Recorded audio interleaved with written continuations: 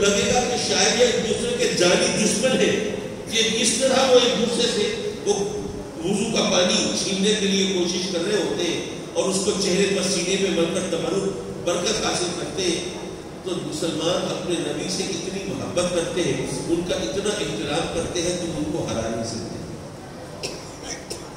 حدیث تو یہاں ختم ہوئی, میں حیران پریشان ہو رہا, یہ بتانے والا بھی خوب اور پوچھنے والے بھی خوب.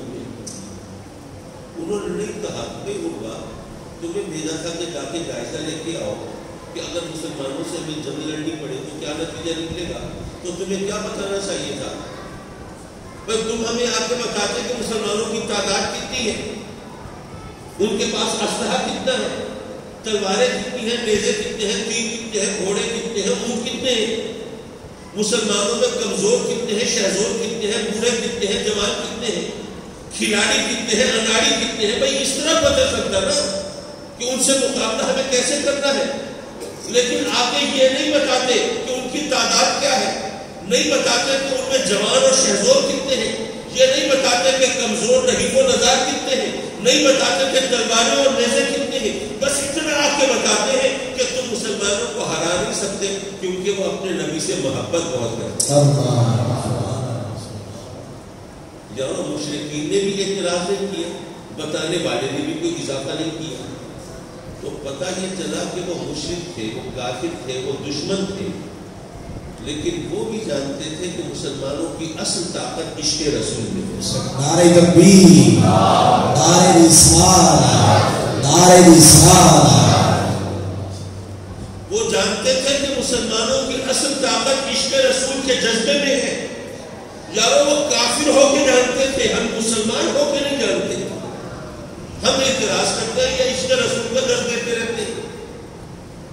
حضرات مکرم, اگر آپ غور کریں تو اگر سرکار کی سچی محبت, میں بات کر رہا ہوں سچی محبت کی, محبت کے نام پر دکانیں کھولنے والوں کی بات نہیں کر رہا, جو سرکار سے سچی محبت کرے ان کے لیے تو راہ عمل خود بھی سرکار کی محبت کی وجہ سے.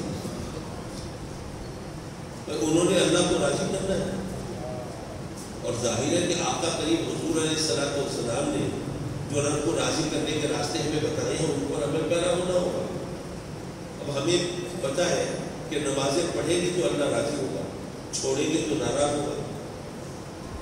اب اگر نماز پڑھنی ہے, گرمی کا موسم ہے, دوپہر کی نمازیں ہیں, ظہر کی اور عصر کی, اب بڑا مشکل لگ رہا ہے, کمرے سے نکلے, دھوپ میں نکلے, تب بھی دوپہر میں مسجد تک جائیں, پانی بھی ٹوٹی کھولے تو کھولتا ہوا نکلتا ہے, وضو کیسے کریں گے, نماز کیسے پڑھیں گے, پھر دھوپ میں واپس آنا, یار اتنا ایئر کنڈیشنر چل رہا ہے, ٹھنڈا چل رہا ہے, مزے کی نیند آ رہی ہے, چلو چھوڑو بعد میں دیکھا جائے.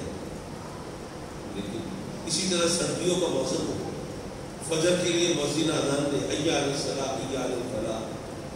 اب ادھر گرم بستر کی طلب ہے, ادھر نیند کی کشش ہے, ادھر مؤذن کی آواز ہے, آدمی وہی جائے گا نا جہاں کشش زیادہ ہو. اسی طرح آدمی نے پائی جوڑی, پیسہ جمع کیا, جب معقول رقم جمع ہوئی تو اب 1000 ضرورتیں وہ کھڑی ہیں, بچی کی ڈولی اٹھانی ہے, بچے کو دکان کرانی ہے, مکان کی مرمت کرانی ہے, یہ کرنا ہے وہ کرنا ہے. اتنے میں اللہ کی طرف سے حکم آیا کہ مال کا 40واں حصہ ان غریبوں میں بانٹ دو جو تمہاری محنت میں شریک نہیں ہو. تو مال کی محبت میں تو آدمی ویسے بھی بڑا پکا ہے, قرآن گواہی دیتا ہے تو آدمی ادھر ہی جائے گا نا جہاں کشش زیادہ ہوگا. اسی طرح روزے کی کیفیت ہو, بھوک کی شدت ہے, پیاس سے زبان میں کانٹے کھڑے ہیں, دسترخوان سجا ہے, لذت کام و دھن کا سب سامان موجود ہے, بس ہاتھ بڑھا کے پیاس بھی بجھائی جا سکتی ہے اور بھوک بھی مٹائی جا سکتی ہے, لیکن ہاتھ کھینچے بیٹھے ہیں, انتظار کر رہے ہیں مؤذن کی طرف سے جب بلاوا ہوگا تبھی روزہ کھولیں گے. تو یعنی اتنی سب بھوک ہے, اتنی شدت سے پیاس ہے, لیکن آدمی بیٹھا ہوا ہے, تو کیوں کوئی کشش ہے نا جس نے اس کا ہاتھ روکا ہوا ہے. آپ جواباً کہہ سکتے ہیں کہ پھر اللہ سے محبت کرے گا, کہ اللہ کے رسول سے محبت کی اتنی ذکر کیوں کرتے ہیں. میں عرض کروں گا کہ دراصل یہ بات سمجھنے کی ہے. دیکھیے بات یہ ہے کہ خوف اور محبت، ان دونوں کو ذرا سمجھنے کی کوشش کریں۔ آپ اندھیرے میں کہیں جا رہے ہیں، رات کا وقت، جنگل سے گزر رہے ہیں، ڈر لگتا ہے، لیکن کیا آپ مجھے پریسائزلی ایگزیکٹلی کیا یقینی طور پر بتا سکتے ہیں آپ کس چیز سے ڈر رہے ہیں؟ اگر جن بھوت کا خیال ہو تو اس کی کوئی شکل آپ کے ذہن میں ہے؟ اگر کسی بھی چیز سے ڈر رہے ہو اس کا کوئی خاکہ یقینی طور پر آپ کھیل سکتے ہیں؟ نہیں، آپ اندیکھی چیز سے ڈر رہے ہیں۔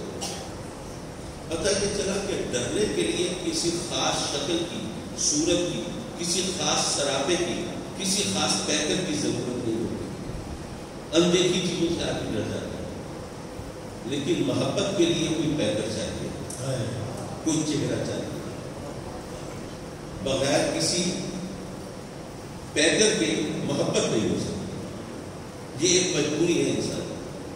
اسی لیے رب کائنات نے فرمایا یا ایھا الذین آمنوا اتقوا اللہ وابتغوا الیہ الوسیلہ، اے ایمان والو اللہ سے ڈرو اور اس کی طرف وسیلہ تلاش کرو۔ میں سوچنے لگا مولا جو تجھ سے ڈریں گے تو جو ڈریں گے وہ تیری طرف کیوں آنا چاہیے؟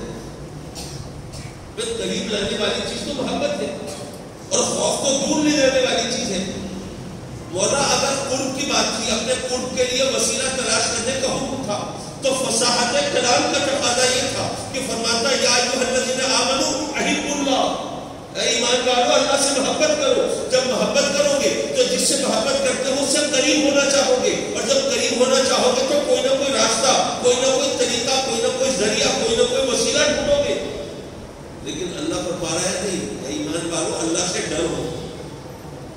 وہ اس لیے کہ تم براہ راست اس سے محبت بھی نہیں کر سکتے، محبت کے لیے کوئی چہرہ ہونا چاہیے ہوتا ہے، کوئی پیکر چاہیے ہوتا ہے۔ جب وہ تمہارے سامنے نہیں ہے تو محبت کیسے کر سکتے ہو؟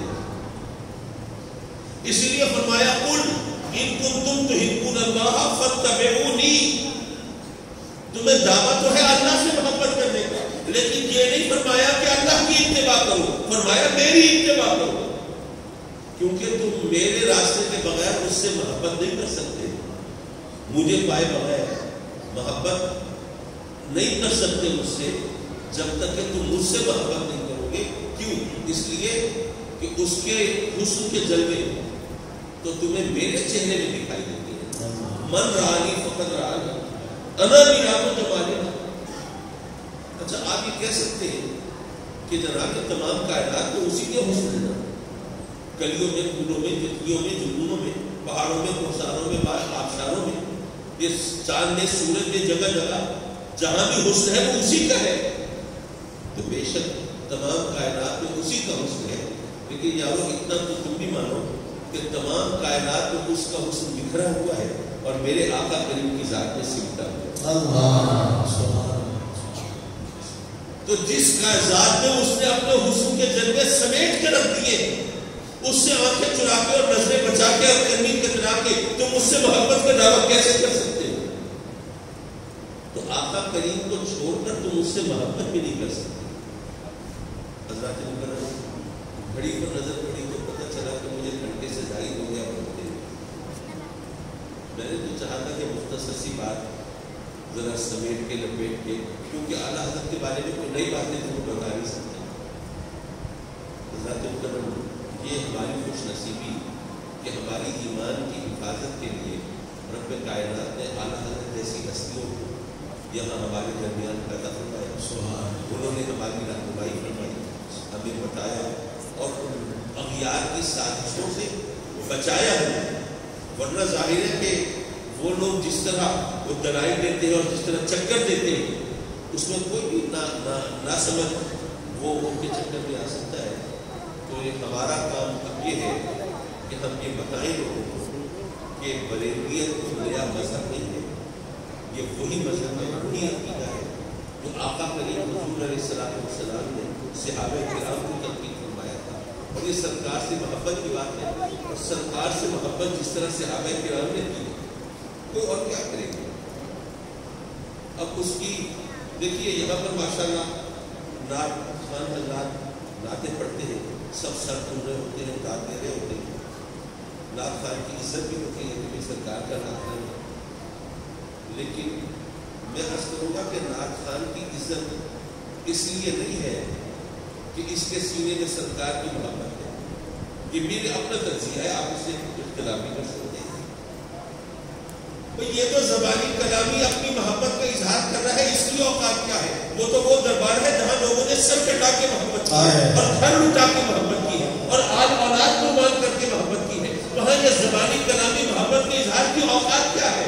اگر اس نعت خان کی اگر عزت ہے تو اس لیے ہے کہ یہ بھی اسی ظلم گراہگیر کا حاصل ہے، یہ بھی اسی بارگاہ حسن کا شہدائی ہے، یہ بھی آقا کریم سے محبت کا دعوے دار ہے، اس کو عزت ملی ہے جو سرکار سے نسبت کے صدقے میں ملی ہے۔ سبحان اللہ، نعرہ رسالہ، نعرہ رسالہ، عظمت مصطفیٰ۔